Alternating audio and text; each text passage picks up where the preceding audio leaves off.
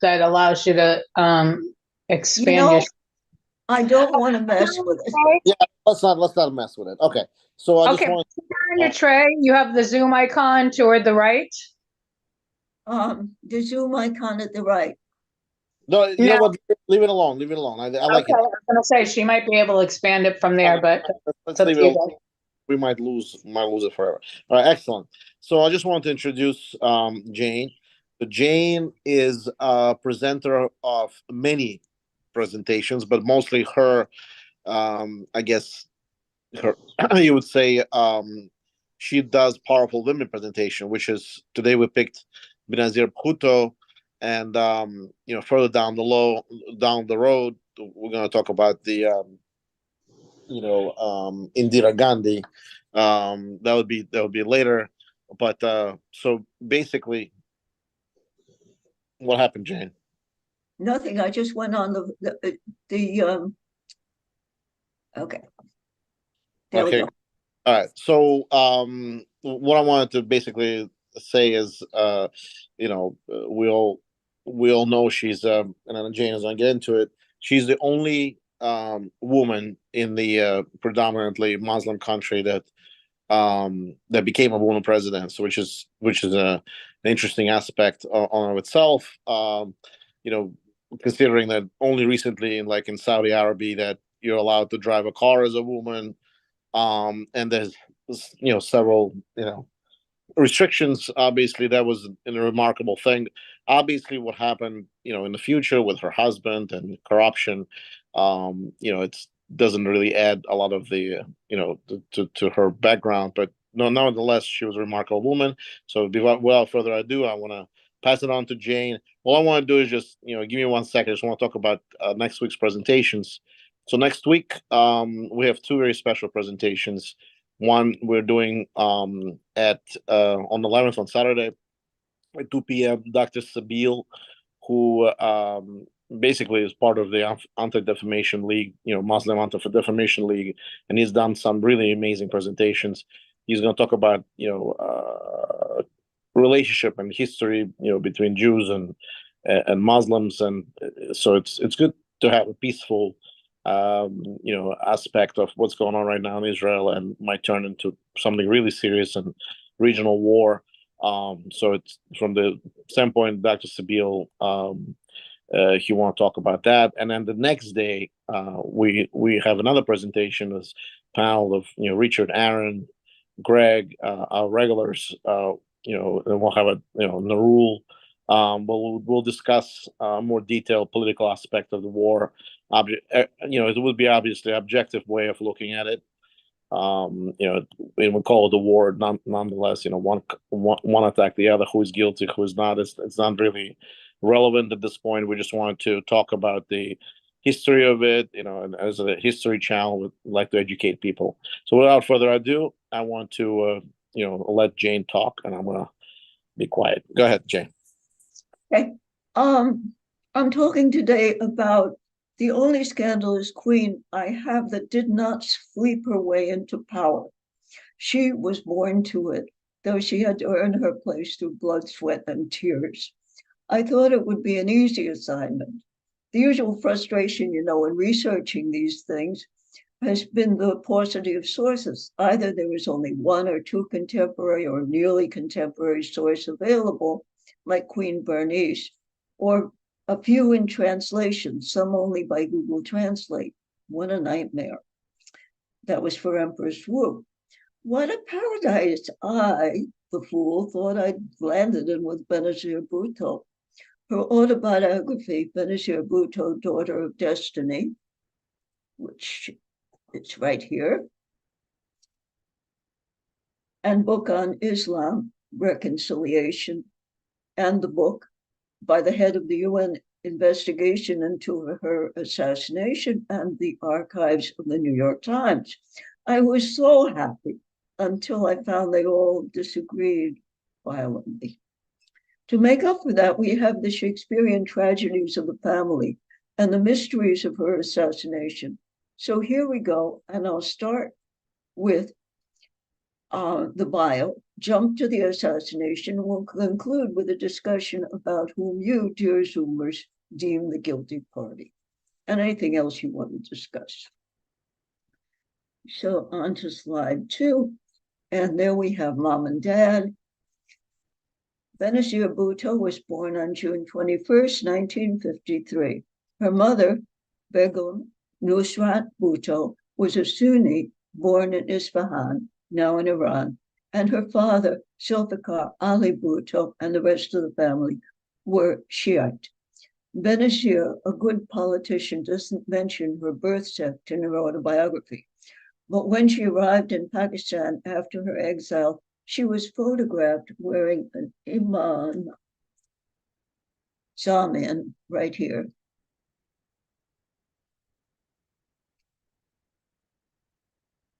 A cloth armband containing coins and worn only by Shia.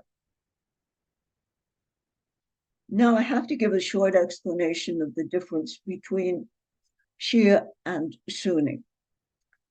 Pay attention because I will only do this once. And if I'm wrong, correct me. After Muhammad died, his 4 close companions, Hazrats Ali, Abu Bakr, Uthman, and Utmar, spread out in Islamic lands and became caliphs with both secular and religious powers. There were other caliphs in time, but these 4 are called the rightly guided caliphs. And Sunnis believe that the Prophet did not explicitly choose a successor from among them. Hazrat is his title meaning your highness or your holiness. Shia Muslims, named for Shiat Ali, the party of Ali, believe that Muhammad definitively and publicly designated his cousin and son-in-law, Hazrat Ali, one of the 4 rightly guarded, to succeed him when he died, which was in 632 of the Common Era. Of course, the other caliphs and the successors of Ali diverged in other ways over time. So the 2 sects have grown further and further apart. For example, Shias confer sainthood on certain clerics, and Sunnis don't have saints. The interpretation of Islamic law also differs and has continued to differ through time. Okay. The first. So Jane, I have a question. Even Sure. though one of her parents was from Shia, predominantly Shia state in Isfahan, Persia, or Iran, was she ever conflicted and or she was Sunni through and through? Because 90%, I believe, in Pakistan is Sunni. So if you correct me if Yeah. I'm wrong. Yeah, there's no correction. The estimates that I saw range from 75 to 96%. Oh, okay. So I was a little wrong. So was she ever conflicted as far as the, coming from predominantly, I think there's only 2 largest Shia states, is Azerbaijan and Iran, and then the rest is Sunni. So was there any confliction as far as, you know, her religion, or she was not religious to that respect to really care at this point? I don't know. I mean, I have no authority on exactly how religious and how secular she was. I know she wasn't extremely religious because her father had to admonish her more than once about her headscarf slipping down and showing her hair. And she was very happy at Radcliffe and apparently didn't have any trouble mixing with people. That she might have needed more Islamic support at that time. I don't think there was much available in the United States. At least when I made my attempt to study Arabic, there were only 10 colleges that taught it. So I can't really answer that question is the answer. No, it's fine. It's just I didn't know that she had a family from Isfahan. That's just interesting. Yeah. There's a big exodus. I know that a lot of the Iranian, they call themselves Parsis, that thousands of years moved to India. So I was just wondering, And then we know Parsis, Tata Industrial is Parsi, and then also famous singer Freddie Mercury or Farrokh Bulsara was Parsi. So it's just interesting that it belongs to the same wave or so. When did the Parsi migration take place? I thought that was a long one. Thousands of years ago, yeah. Yeah. Those are Austrians, right? Correct. Okay.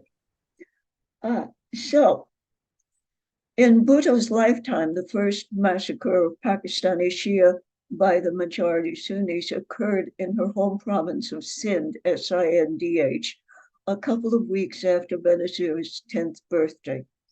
119 Shia were massacred. There would be more massacres after that. Pakistan is also divided by conflict among the provinces. And here we have,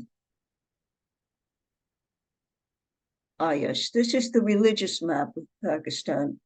And the darker ones are, I believe, Shia, and the other ones are, the purple ones. It doesn't quite go down far enough. But the purple ones in Sindh, which is the far part, are the ones that are minority Sindh. Okay, and here we have Pakistan, and in this one you see the different provinces. And her provinces down here, and of course Lahore, Karachi, and all those. Islamabad is the capital now, and all of those are further north.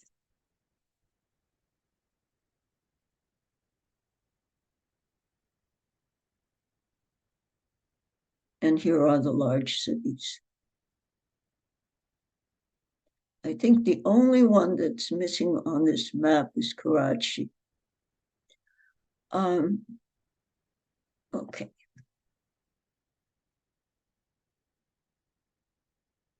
Despite all that, Benazir's father, Zulfikar Ali Bhutto, was elected president of Pakistan in 1971 and prime minister in 1973. Now, Pakistan is a little complicated in the government structure because whoever is really in charge at that point can rewrite the constitution all by themselves and change the order of precedence of president and prime minister in legislation or dismissing people or whatever. Now, the lower house or National Assembly is mostly directly elected. And about 1/3 of the slots are reserved for women, and there are also slots for religious minorities. The representation is otherwise apportioned among the provinces. The upper house or the Senate is elected by the National Assembly, and it also votes for the president, while the National Assembly votes for the prime minister. The president is 2 steps away from the electorate, and the prime minister is only 1. The relative powers, however, of the president and prime minister have changed often and radically during this period. During Zulfikar Bhutto's term as president, that office was all-powerful. During his following term as prime minister, the presidency was reduced to a ceremonial rule. Benazir Bhutto was prime minister of Pakistan from 1988 to 1990 and 1993 to 96. During both those terms, power was shared by the prime minister and the president. Benazir grew up in politics. Zulfikar had founded the People's Party of Pakistan, and her mother was the head of the party during her childhood and continued after Zulfikar's death. When it was time for college, her father collected letters of support for her application to Harvard, or rather its sister school, Radcliffe, from friends and acquaintances, including Henry Kissinger, and so she flew off to America, where she quickly adopted the native garb and language to such an extent that her father made her practice Urdu when she returned. And Urdu, I should add, is the official language of Pakistan, but most Pakistanis are speaking their provincial dialect. She was the first female captain of the Harvard debating team. She completed her education at Oxford. It was her father's choice. He had studied there. She wrote later that wasn't her preference. It was the happiest period of her life. She became friends with a handsome, athletic guy named Imran Khan, and at least the Indian press has gossiped about an affair between the two. One of Benizir's friends said Imran slept with everyone.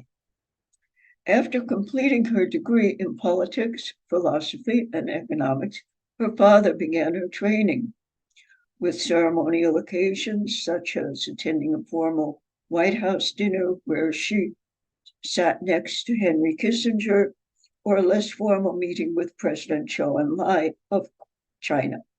Later, she would be part of a delegation to the UN and acted as part of her father's staff.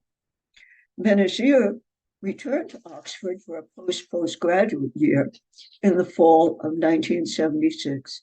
She immediately won election to the prestigious Oxford Union Debating Society, which 10 years before had confined females to spectator-only roles in the upper gallery. She became the first female head of the society. Her brother Mir would be starting his first year there, and she was looking forward to spending time with him. A few months later, everything changed. Zulfikar Ali Bhutto's policies had been socialist. He had taken land from the wealthy feudal families for distribution among the peasants. He nationalized the industries, which had been the monopoly of the powerful 22 families. He passed laws forbidding sex discrimination and allowed women to work outside the home and instituted a minimum wage.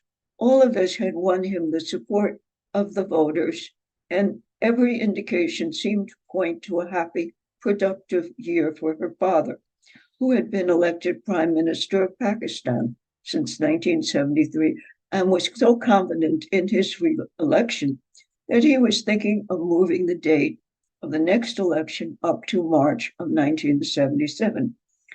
But he had also made many enemies. The religious party, Jamaat al-Islam, was unhappy.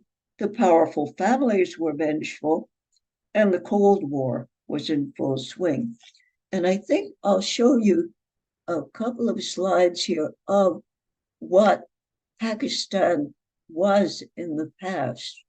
And of course, here we have Mohenjo-Daro, which is part of the Indus Valley civilization, which had dams, which had indoor plumbing, which had reservoirs, all kinds of what was then international trade way back when. And here's one of the beautiful, beautiful slides that stamps that are used. And here's a sample of the Indus Valley script, which has so far been not deciphered, but certainly meant something to them. And unfortunately, there are very few samples on the stamps and so forth, or the seals. So there really isn't enough but people still try.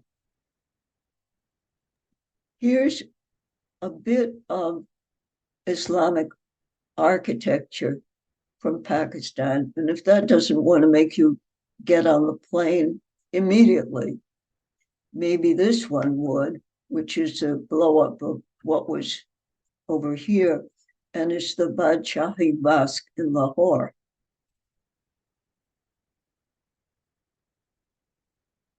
And finally, here's the tomb of the granddaughter of a Sufi state. And over here, which I forgot to show, was Benazir in her early days going to state meetings with her father here. And over here we see Indira Gandhi. And you'll notice that she is not wearing a headscarf. Whether this was a concession to Indira or that was her choice, I do not know. So continuing onward, here we get to Zia. Benizir Bhutto's first meeting with Zia-ul-Haq, her father's trusted designate as Army Chief of Staff, took place during her father's birthday party, for which he'd flown home to Pakistan during the Michaelmas break in the Oxford school year. She was not impressed with the obsequious, nervous man who looked to her like an English cartoon villain. However, she wrote this in hindsight. The future seemed unclouded. Zulfikar was planning more land reforms. Now, elections are not the only path to power. A new party arose in Pakistan, the Pakistan National Alliance, PNA. Its main platform was opposition to the Bhutto reforms. It fielded no candidates against the PPP and claimed that their own candidates had been kidnapped and held until the deadline for candidacy had passed.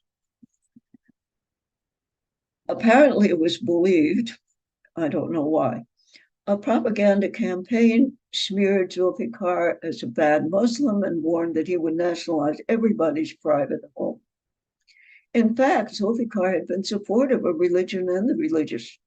He'd given the country an Islamic constitution. His government had printed the first Eritrea Quran. It ended the quotas restricting travel to Mecca and made religious education compulsory in primary and secondary schools. Despite all the efforts of the PNA, the PPP won 154 of the 200 seats in the National Assembly. The PNA immediately claimed the election had been stolen. Is that familiar? And Pakistan descended into rioting and looting. Banks and buses were set on fire. The truckers went out on strike, and even the distribution of food was affected. American diplomats were meeting with the PNA. The whole scenario was reminiscent of the military coup in Chile in 1973. And in fact, the PNA referred to it with the same name given to similar disruptions in Chile, opposition wheel jam. Now, for those who would think that, our CIA would never, ever do this, this is a quote from the United States Senate report, Covert Action in Chile, 1963-73. Covert United States involvement in Chile in the decade between 63 and 73 was extensive and continuous. The Central Intelligence Agency spent $3 million in an effort to influence the outcome of the 64 Chilean presidential election. $8 million was spent covertly. Well, I needn't go on. But why would the United States care about reforms in Pakistan? Best answer, the Cold War. The word socialist set off fire alarms in the US. Bhutto even owned and wore a Mao cap. And to cap the deal, I'm sorry, I couldn't resist, Bhutto was proposing a nuclear reprocessing plant, which Henry Kissinger had already violently objected to. It was all over on June 5th, 77. Soldiers surrounded the Bhutto home, and PPP ministers were arrested. Martial law was in effect. Zia-ul-Haq, chief of the army staff, who had successfully plotted all of this while feigning total loyalty to Zulfikar, was securely in charge.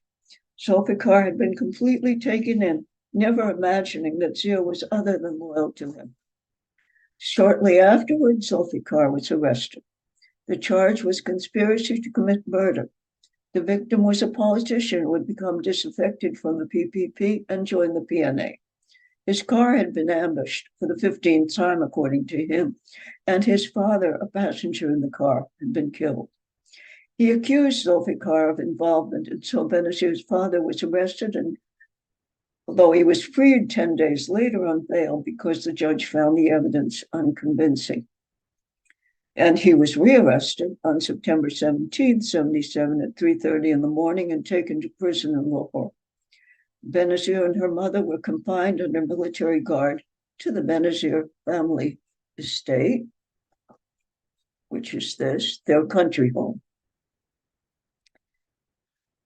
which looks like a ritzy arrest, house arrest, but they were confined to a much smaller structure on the grounds while the main house was repeatedly searched and looted. Her two brothers had already departed for Oxford, and they were safe. The conditions under which Zulfikar were held were horrendous.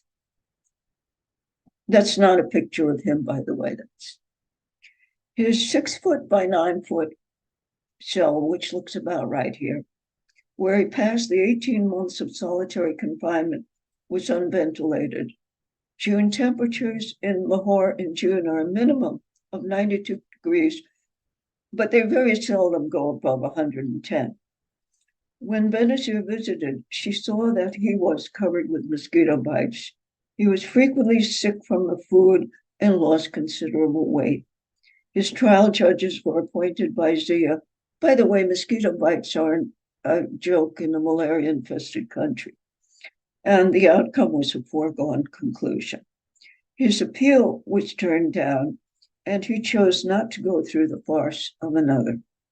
His ordeal ended with his execution on April 4th, 1979, despite pleas for mercy from all over the globe.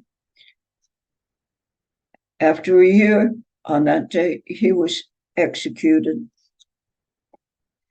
and his solitary confinement ended. On the day his death sentence was announced, over 110,000 of his supporters were arrested and detained, lest they cause trouble. Neither Benazir nor her mother were allowed to attend his burial. They were in house arrest still, which did not end till the following year. He had lost his considerable weight. His trial judges were appointed by Zia, and the outcome was the foregone conclusion. Zia repealed the constitution that Zulfikar had introduced and replaced it with implacable martial law. PPP supporters by the thousands were rounded up, imprisoned, or killed. Penalties ranging from a decade in prison to execution were instituted for anyone criticizing the government. Newspapers were shut down and photocopiers became illegal. As for women, the laws of equality put in place by Bhutto's constitution were replaced with Sharia edicts. A woman could not testify in a murder trial, and in any other trial, her testimony would be worth half of that of a man. When the female professors at the University of Lahore protested, they were tear gassed and beaten, and their marriages dissolved. Benizir was imprisoned in Sukkur prison in solitary confinement. Like her father, she suffered from the heat and cold. She had insufficient clothing to cope with winter temperatures below 40. One of the jailers took pity on her and let her have a pair of socks, but afraid that her act of kindness would be found out, she took them back. At one point, Benazir was moved clandestinely to a hospital and told that your doctors think you have ovarian cancer. An operation was performed immediately and she was returned to prison. Her book doesn't mention any fear of the prospect of remaining childless through life, but it must have occurred to her that Zia would feel more secure if that were the consequence, or even the covert purpose of the operation. She was not released from Sukkur until January of 1984, having spent 3 years in terrible condition. She was still not free, but joined her mother in house arrest. Much of her hair had fallen out. Eventually, an appeal set both of them free to travel around Pakistan, but not to go abroad, although Nusrat was allowed to go to UK for a successful treatment of lung cancer. Benizir had developed an infection in her mastoid bone that's behind the ear that threatened both her hearing and paralysis of her face. Her pleas to go abroad for care were ignored. With Nusrat and her two brothers in London, she was isolated in house arrest. Under Zia's martial law, 12 months of detention could be handed out to anyone without a trial. There was now no requirement to explain even to the victim why he was detained. Benazir's mother was a formidable woman. She now headed the women's wing of the Pakistani People's Party. Since his arrest, she had been functioning this way with Benazir as co-leader. And fortunately, Benazir had influential friends from Harvard. One was a diplomat and Asia specialist, Peter Galbraith, who promoted her cause in Washington. He involved others, including Senator Claiborne Pell, and pressure was put on Zia during his visit to Washington and afterwards. Eventually, Benazir was put on a flight to Geneva in 1984. She flew to Cannes, where her brother Shah Nawaz was living with his wife, Rahana. Both her brothers had carried poison to take if they were captured by Zia's forces. Each showed the vial to Benazir and told her that the poison would kill instantly unless it were diluted, and then there would be hours of agony.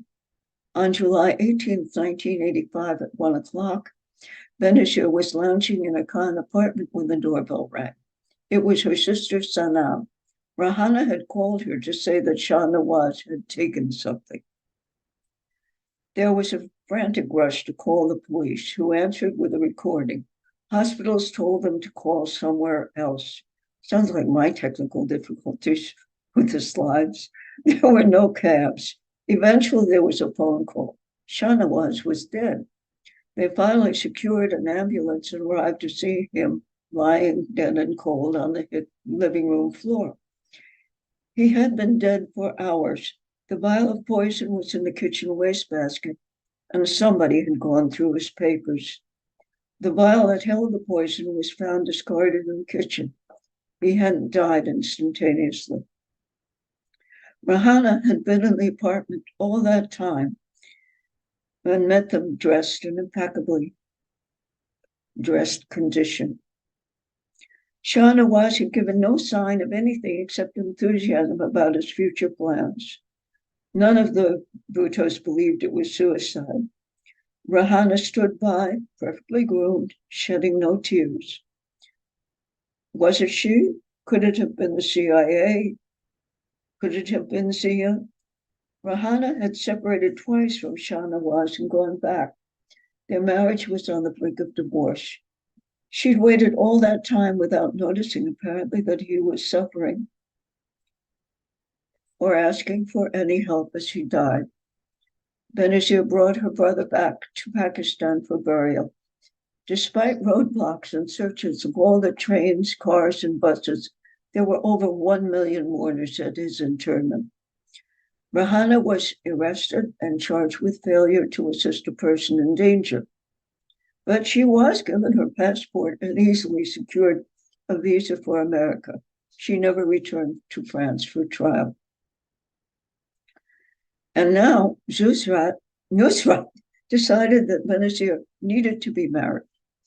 Perhaps a bout of lung cancer had made her aware that Benazir would need a companion in the future. Or perhaps it was a political move, since an Islamic woman would be more electable if she were married. Nusrat arranged the marriage by herself. The groom would be, here's Shah Nawaz, while he was alive, of course. And here is Zardari. His father was a tribal chief, and the family were powerful landowners like the Bhuttos. He ran a polo team. The Zardari wealth was augmented by various commercial interests, including a popular cinema. The marriage took place December 18, 1987. Benizir gave birth to 3 children during the marriage, 2 girls and a son, so her fertility hadn't been damaged by the enforced surgery. And so here we have the wedding. And they both look really happy. And here we have the sun, Lowell.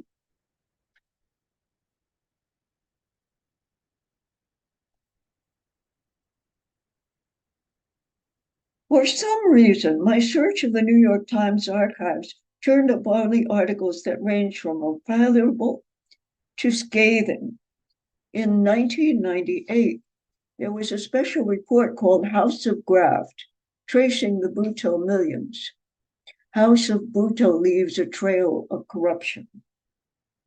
To give you an idea, the description of Asif Zardari's family wealth says they owned a rundown movie theater. That's it. There is no mention of any other source of income. The evidence cited in the article rested mostly on papers purportedly bought from the Bhutto's lawyer in Switzerland for $1 million. He denied that and commented that it wouldn't have paid him to sell for that pittance, and probably not. Zia routinely resorted to trumped-up murder accusations and forgeries to get his way in what was described by one American diplomat as a kangaroo court. Witnesses were routinely tortured to ensure their testimony cleaved to the prosecution's line. The Bhuttos owned both a sprawling mansion in Karachi and Al Murtaza, which I showed you before, as well as 250,000 acres of land. The Murtaza house was actually 11,000 square feet, set on a plot with gardens, parks, hundreds of trees. In total, they owned 250,000 acres of Pakistan.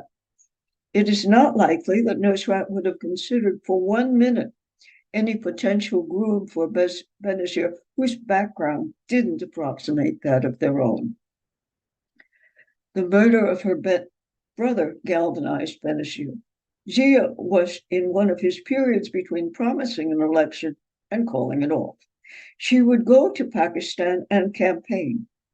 Zia would probably not have lasted as long as she did had it not been for U.S. backing. Under his rule, aid from America went from 60 million to 600 million in the mid-'80s. One reason was that Pakistan was backing the Mujahideen against the Soviet invasion of Afghanistan. Pakistan was also a diplomatic bridge to China. Zia made some moves towards denationalization of industries, which pleased the Reagan administration greatly, in contrast to their alarm at Zulfikar's Mao-Kak. Pakistanis were not as pleased as Ronald Reagan. Although Pakistan led the world in the increase of GDP in this period, much of it was due to American aid and the remittances of Pakistani workers abroad. The first went to the government and the military, and the second only to families of the workers. Sharia law chafed.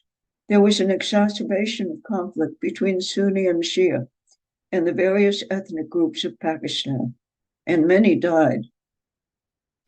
When Benazir landed in Pakistan, there were 1 million people on hand to greet her. She campaigned endlessly, standing on a platform erected on a truck that sometimes took hours to maneuver less than a mile through the crowds. Zia was up to his old tricks. He forbade the use of party logos on ballots, which is an effective way of confusing the electorate in a country with 25% literacy at that time, and set the date of election to November 15, 1988, the day before the due date of her first pregnancy. She won anyway, in part because Zia never made it to the election. On August 17, 1987, his plane crashed during his return from an inspection of Pakistani training on American armaments. It was a Lockheed C-130, and American investigators denied that there was any evidence of malfunction, though the struts on the elevator mechanism seemed worn and there was metal dust surrounding them as though they had been filed. Pakistani investigators denied this and pointed to an earlier C-130 crash. Another explanation was explosive residue found in the seeds of a case of mangoes. Maybe this was an inspiration to Vladimir Putin. Exploding mangoes were also blamed for the crash that killed Yevgeny Prigozhin, and some thought the KGB might have killed Benazir because of his support for the Mujahideen. Ghulam Ishaq Khan was elected president in the same year, a coalition choice of the PPP and the Islamic Ittihad, an alliance of conservative parties, including the Jamiat al-Islami, which had been founded by the ISI, the Inter-Service Intelligence, which operated pretty much like a KGB and the CIA combined, at least if you watch any movies. As prime minister, and despite her personal charisma and the inheritance of the mantle of her martyred father, now revered as Shahid, a kind of Islamic statehood, Benazir does not appear to have lived up to her promise. She was an admirer, believe it or not, of Margaret Thatcher and privatized some small number of the industries nationalized by her dad. She did more at the grassroots level, having affordable housing built and opening a hospital. There were negatives. Pakistanis continued killing each other over religion and ethnicity. Benazir feuded with President Ghulam over military and other appointments while she appointed her mother and her father-in-law to her cabinet. Finally, Ghulam used Zia's 18th Amendment to the Constitution to dismiss her as prime minister. During the years in which she wasn't in office, Benazir devoted herself to building a coalition. In the election that followed, Benazir's Pakistani Democratic Alliance Party received 100,000 votes fewer than Ghulam's out of a total of 22 million votes cast, but that gave them only 44 seats in the assembly, while Ghulam's coalition won 111. No other parties, and there were about 20 other ones, came close. Charges of corruption for which there was no evidence put Zardari in prison. In 1993, she ran for prime minister again. Her popularity with the people of Pakistan put her in office once more, but the second term was no more effective than the first.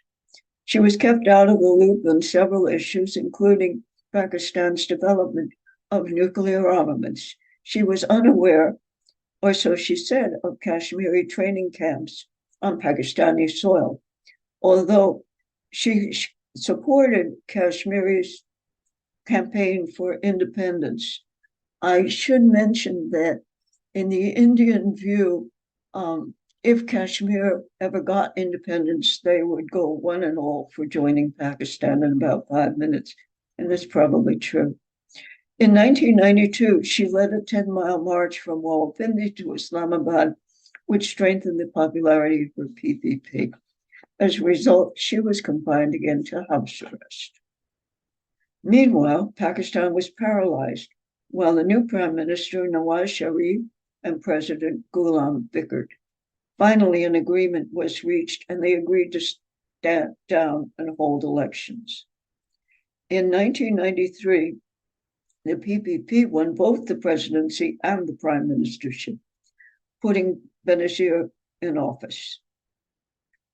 Under Farouk Ligari, the new president, Benazir freed her husband and spent much of her energy working to improve the status of women. The first women judges were appointed to the lower courts, especially those dealing with family issues. She also placed the first women judges on the Pakistani Supreme Court. Nevertheless, Zia's anti-women legislation survived, including the devaluation of women's testimony. However, that was from Sharia, and maybe she decided it was better off not to mess with it. Pakistan was staggering under external debt that consumed 70% of income. The military ate up the remaining 30%. Little could be done to improve things under these conditions. Yet a program was pursued of refining weapons-grade aluminum, uranium, Jane, and it was hidden from Benazir, who disapproved. Even so, Benazir decided to campaign in the 96 election. But before the election was held, there was another tragedy. Her brother Mir Murtaza had formed his own political party. He had a well-deserved reputation as a radical and had been implicated, if not in charge of, the hijacking of a PI, Pakistani International Airlines plane, in 1981. He too had served time in prison, but not for that. His party had the name of PPP Shahid Bhutto, implying that he was the true heir of Zulfikar, and it was gaining quickly in popularity. Mir had flown back to Pakistan from Syria, where he'd been living in exile. On arrival, he was hit with 90 criminal charges stemming from the hijacking, and so he was kept for 9 months in solitary confinement. On September 20th, very shortly after his release, Mir was ambushed and died in a hail of police bullets in an encounter.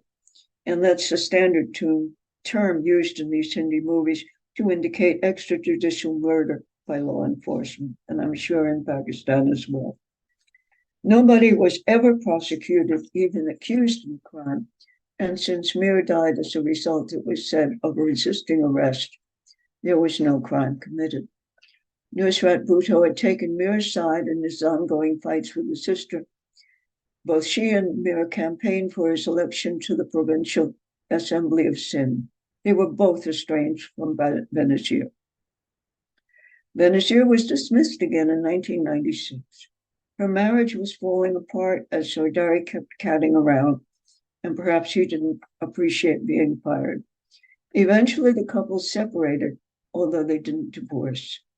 She had nobody left except her sister Sanam.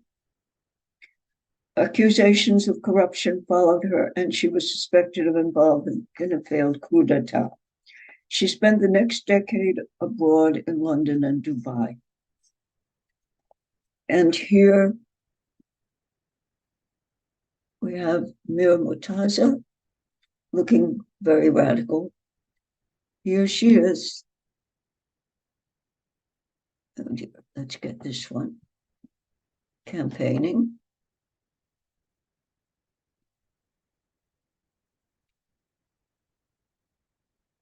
And here she is. That was her first campaign. Here's the second campaign.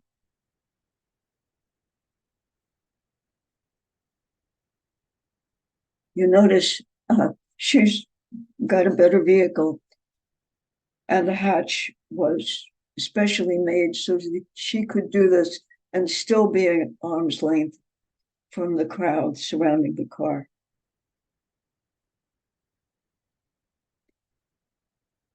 She met death on September 27th, 2007, back in Pakistan, doing what she loved, campaigning once again like the first time. Only now her platform wasn't the bed of a truck, but an armed Toyota Land Cruiser, specially designed to withstand attack. She stood, as always, in full view, her head through the specially designed sunroof, surrounded by a crowd of loyal supporters. A suicide bomber embraced the vehicle and detonated himself. Many said later they heard a shot before the bombing, but they were ignored. Her body was rushed from the hospital to the airport where Asif Zardari would be landing. There had been no autopsy in spite of a law that said there must be one if a homicide was suspected. The police said Zardari declined to give permission, though permission wasn't required or even needed to be asked for because of the law. Her body was taken to the Zardari Bhutto mausoleum. Although the hospital issued a certificate that only said cause of death to be determined, it was given out that the impact of the bombing had caused Benizir to hit her head on the latch of the sunroof. None of the other passengers were injured, so the armament must have been extremely effective. The doctors at the hospital were supposed to provide a report, but they were forbidden to make or any copies of it. Evidence to the contrary was provided by the government in 24 hours, a suspiciously short time. Word traveled by mouth that the hospital personnel had seen a bullet wound in her head. Her backup vehicle, a Mercedes, had taken off before the bombing, and some witnesses put it as much as 750 meters away before the land cruiser began to move. Videos of the area taken some minutes after the blast showed no trace of the Mercedes, although some in the vehicle said they had felt the vibrations from the blast. All of the foregoing discussion of the assassination is from Hector Munoz's book, Getting Away with Murder. He was the leader of the UN investigation into the assassination. And here is the Bhutto mausoleum. And that is all I have for you. And I would like to shut up and let you all give an opinion on, well, who might have been responsible and why. And secondly, if you have anything else to say, please say it now. And had the assassination been carried out by a sharpshooter with a suicide bombing, a bit of theater afterwards to cover for it? Was it Sardari, Musharraf, the CIA, the ISI, the KGB? Was it simply an insane act perpetrated by a suicidal terrorist? Okay.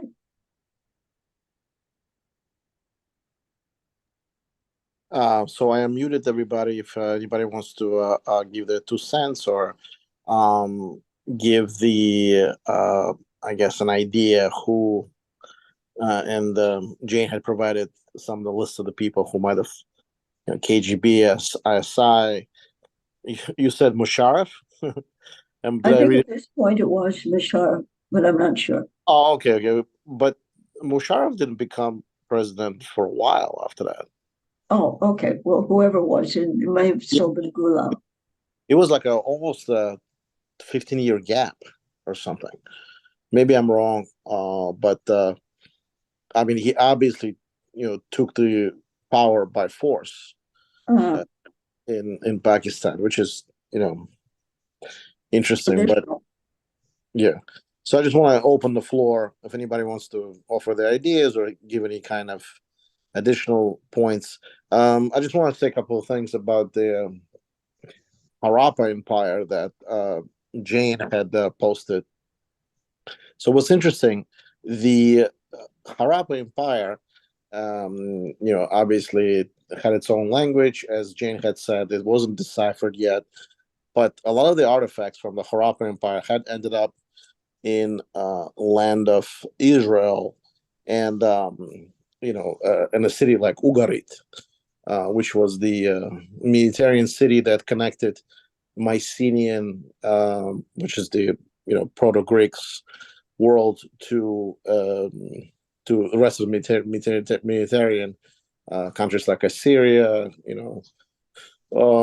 Egypt, and they've found a lot of the artifacts from Harappa Empire there. The second point I wanted to say is, after the split of India and Pakistan, India had lost all of the Harappan artifacts, and there only remains in Indus Valley in Pakistan. So they got the Harappan artifacts from that empire. Just wanted to say that. What is Aaron saying? Sorry. Oh, and I should mention that I'm looking at the people in my sign in, and they're both still muted. So maybe you could unmute them as well. Sure. And I have asked people to unmute.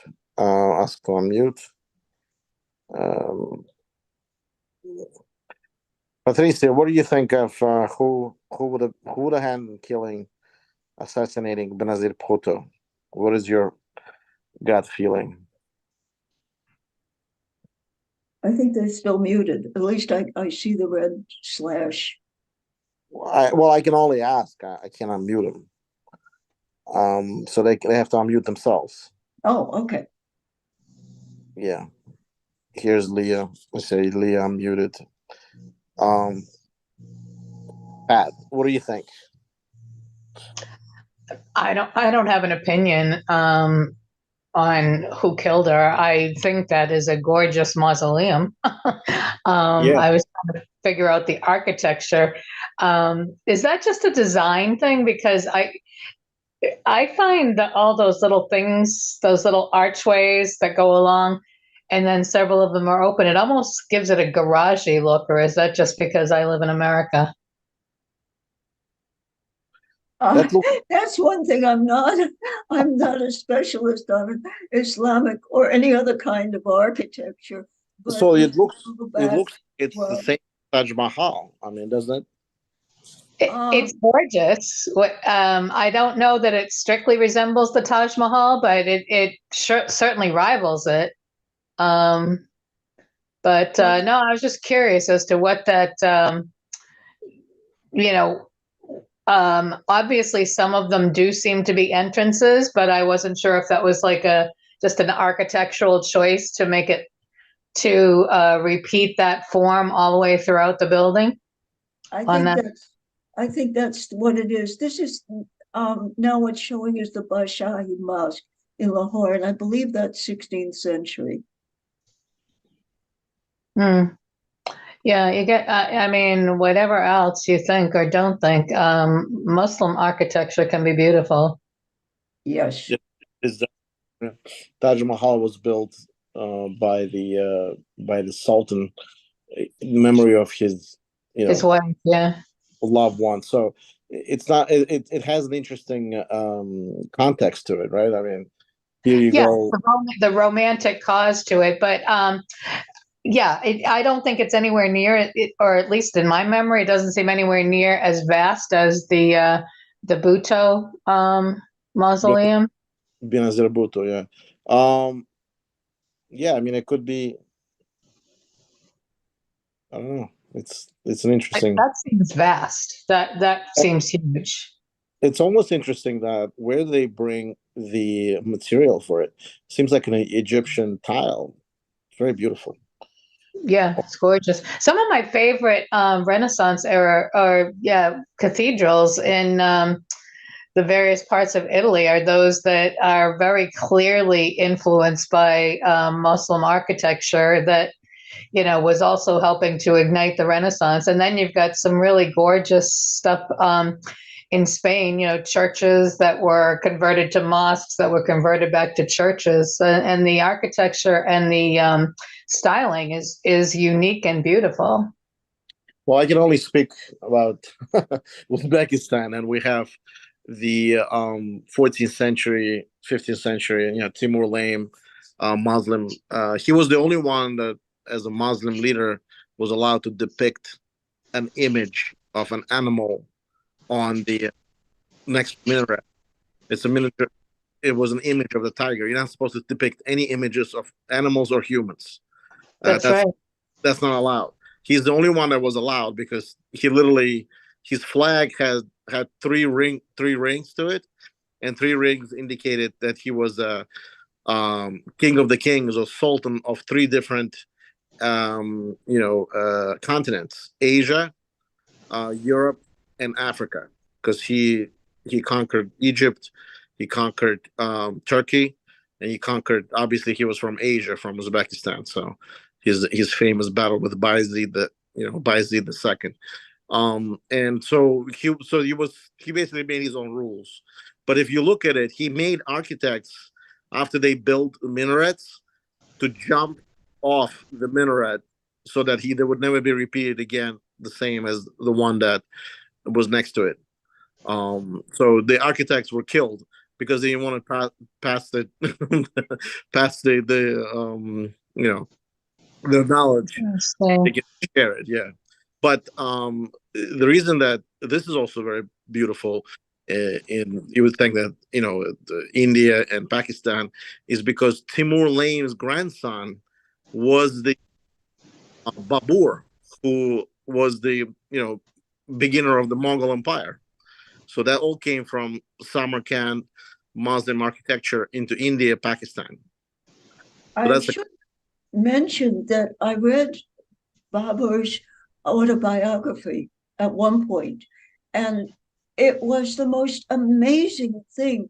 You really felt as if he were in the room with you. He talks about the crush he had on another boy when he was, early teens. He talks about his struggle with drinking. He talks about seeing the southern constellations for the very first time. And I read in the Times there was a review of a new edition of it, and they said they found exactly what I had found in my old edition.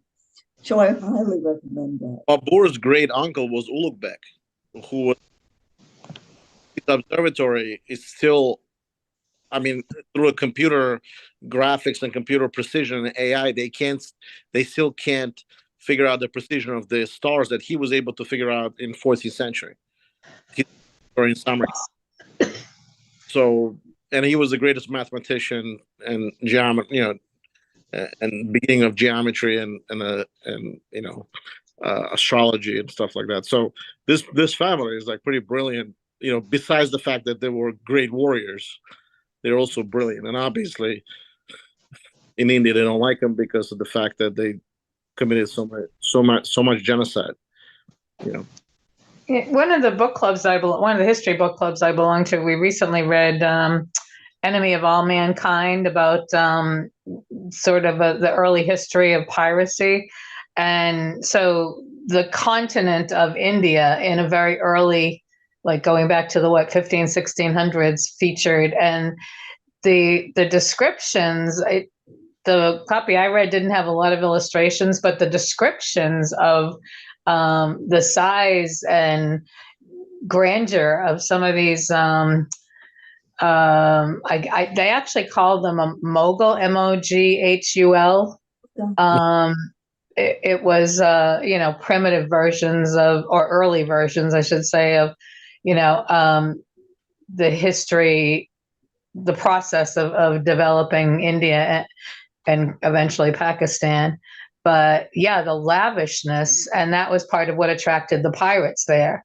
So it was actually a major attack they wrought on this. I can't remember the Mogul's name, but he was considered among the wealthiest ever, and he had constructed all these ships for his whole family, including his harem, to go on Hajj to Saudi. And yeah, they attacked that. They viciously looted not just the goods, but also a lot of the passengers, including the women. So it was a very it ignited a lot of furor throughout the Western world in terms of organizing against piracy. Interesting. So we have a question here. I don't know if anybody wants to maybe help answer, and I can help answer that question as well a little bit. How did the Mujahideen in Pakistan start, and what do they believe? What do they believe in? Are they similar to the Taliban? Jane, do you know any of this? Well, the Mujahideen were in Afghanistan. They were the warlords who were opposing first the Russians, and later on the Taliban. So the Taliban, it's interesting. Is that the movement had started, at least in Pakistan, they called students, the students of Islam. So basically, they believed in, you would think, like Wahhabi, and also an old version of Islam where the women are not allowed to work, and stuff like that. But they did have some good stuff that they wanted to provide for Afghanistan. Something like, if Afghanistan is a number one, distributor of cocaine, and so there's a lot of those cocaine trees and being eliminated. And also in Afghanistan, they have a very crazy, cultural aspects called, playing with the boys, which is exactly what it means. It's a bacha something. Bacha means boys, and they also eliminated that fact where they didn't let, because you're not allowed, obviously, to look at women. They were playing with little boys, and so Taliban came in and eradicated that really nasty, stigma behind the Afghanistan. And as you know, Afghanistan has several fractions. Some like Uzbekis live there, Tajiks live, Hazara lives there, which is the Persian Persian tribes. You also had, obviously, the biggest portion is Taliban is, are I forget the name of the tribe, but anyway, they swept Afghanistan because a lot of this Tajiks warlord that fought against Uzbekistan. Is anybody can mute? I don't know. It seems like it's going off. Hold on a second. Let me just. Maybe it's Leah. Mute. Okay. So in any way, Taliban came in the 90s and eliminated a lot of the stigmas about Afghanistan, and then famously they're famous because they've harbored Osama bin Laden, and during the 9/11, the United States promised to eradicate Osama bin Laden, offered Taliban to give him up. Taliban wouldn't give him up, and then Musharraf was president of Pakistan at the time, and everybody knew that IDC, which is the Secret Service of Pakistan, supported Taliban, and so Bush asked Pakistan if they can help, to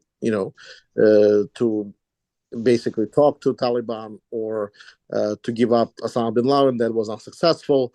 Then Bush famously said to Pakistan, "If you don't help us eradicate Taliban you know, and therefore help us catch him, we will turn Pakistan into the Stone Age, which is we'll basically black out and invade Pakistan."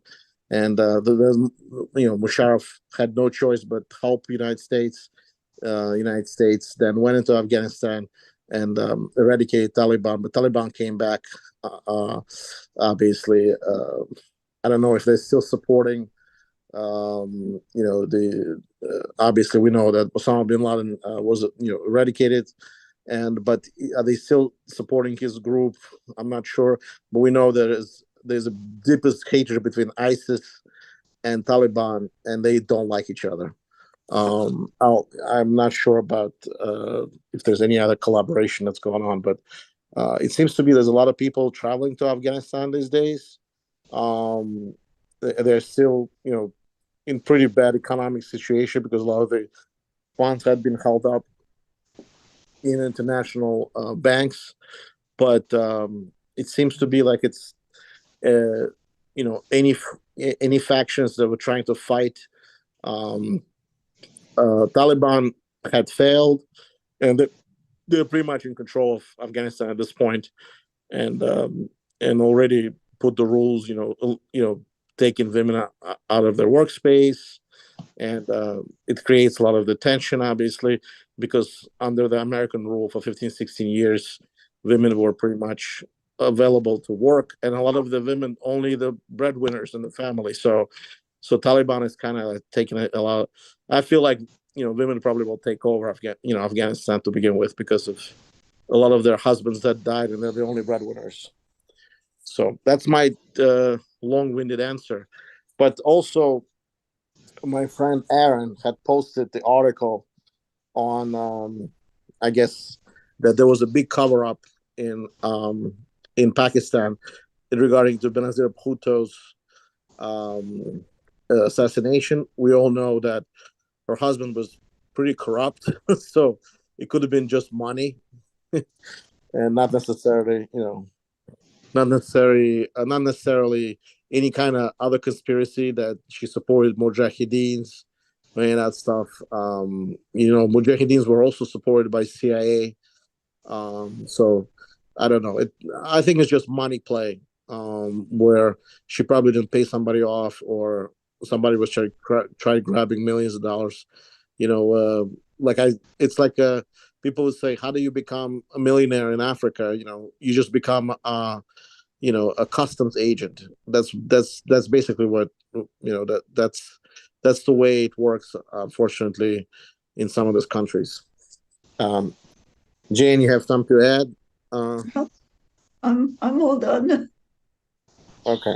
Anybody else has any questions? If not, we'll close it out. Like, remember, next week we have two presentations. on Israeli Hamas conflict, or Israeli Palestinian conflict, or Israeli Arab conflict, however you want to put it. But basically, the first presentation uh, is going to be by Dr. Sabil, who is part of Anti-Defamation Muslim League, and he's going to talk about Muslim and Jews and learning from each other's history, which is going to be an interesting, very objective way. He's more spiritual. He's actually a doctor. He's a physician, but he's very instrumental in making peace between various fractions, nationalities, ethnic groups, and I think that would be an interesting presentation. That would be at 2 o'clock, and then Richard and the group next day on Sunday we'll talk about Israeli Hamas conflict. So it'll be more political type of discussion. So if anybody wants to join, that would be on Sunday, 11 a.m. We should be expecting for both groups over 100 people. So come prepared, ask your questions. There's a lot of unknowns, a lot of knowns, there's a lot of hatred, and then we'll try to break it down and maybe at the end of it, our goal is to educate people, to make sure that people still come up with with zero ignorance, and making sure that there's nobody blamed, but just the political situation, a political aspect of this whole conflict. But in any way, if anybody else anything else to add, if not, I'll let Just I everybody. wanted to ask if any of you had checked out the link I had given a month or two ago about that organization, Jews United for Democracy and Justice. Not only do they have excellent weekly current affairs programs, a lot of which concentrate on what's going on in the United States, but in recent weeks, since the beginning of October, they've been running extra programs discussing with members that live in rabbi, actually, American Israeli rabbi that lives in Israel, and people here. So it's very interesting to really, I think, just to listen to people who are so immersed in all of that history, discussing, and very calmly and very rationally. So if anybody's looking for a calm, rational way to engage in interesting discussions on all of this stuff, it's a great and it's weekly. It's Jews United for Democracy and Justice.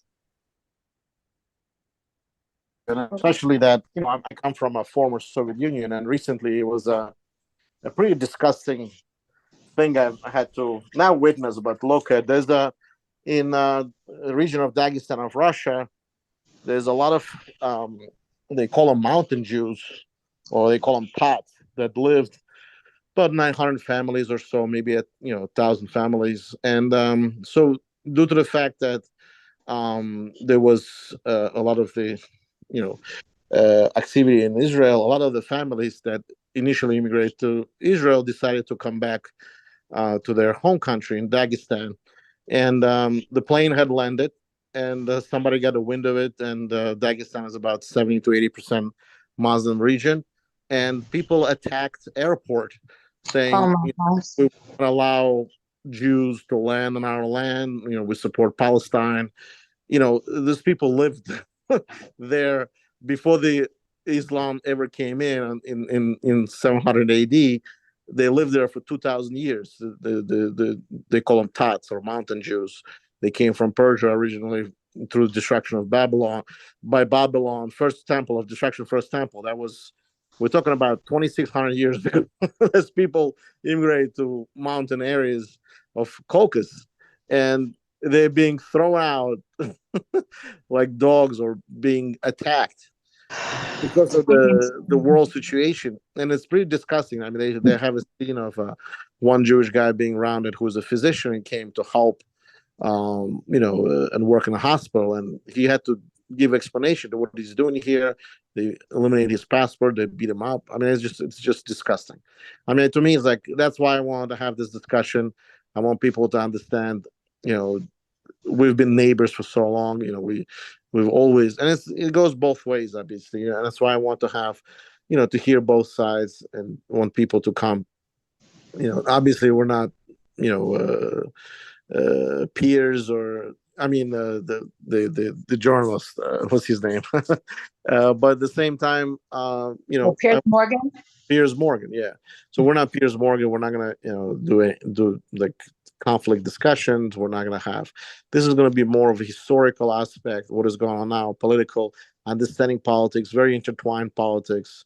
Yeah. Norway, Oslo, Norway Accord. Yeah, I want people to understand what's happening.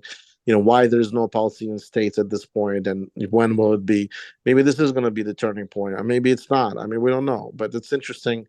We gotta get at the bottom of this so that people can make a decision. Stop posting on Instagram, YouTube, and they don't know what they're talking about, inciting. They don't know what they're talking to incite, or making uneducated, guesses here and stuff like that. So Well, it's yeah, that's why I recommended that group because it focuses less on the religion. I mean, obviously there are references to what different beliefs are, but it does focus mostly on the events, the happenings, the politics. But it's so well modulated. It's not like this, mob scene. It's very, very well done, very well modulated, and these are all like really intelligent people that are able to separate, how they feel about Bibi Netanyahu versus how they feel about this or that, or what American Jews are doing and what so that sort of thing. And it's very nuanced. I really think some of you, if you wanted to check it out, would appreciate it. Oh, I have to go though. I have some people waiting for me. So Oh, Thank you, Jane. thank you, Everybody, Jane. everybody has the rest of a great weekend. And Jane, will talk about the Benizir Bhutto coming up, right? And I want everybody. this was Benizir Bhutto. I'm What's not coming up? Indira Gandhi. Sorry. Okay. All right. Bye-bye. All right. Thank you.